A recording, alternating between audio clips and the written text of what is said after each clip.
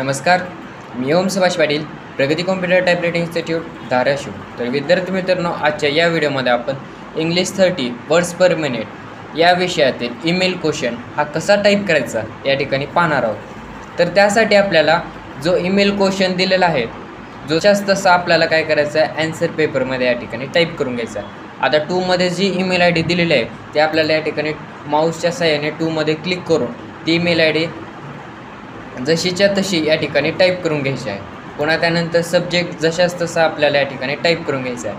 आपल्याला 2साठी या ठिकाणी 1 मार्क आहे व सब्जेक्टला पण आपल्याला या ठिकाणी बरोबर सब्जेक्ट टाईप केल्यानंतर 1 मार्क मिळतो.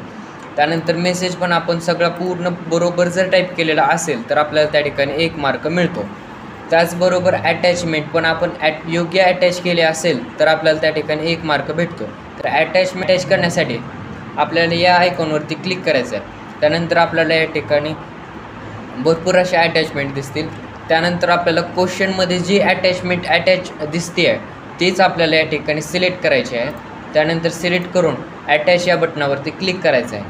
त्यानंतर आपला हा ईमेल क्वेश्चन झाल्यानंतर सेंड बटनावरती या ठिकाणी क्लिक करायचं आहे.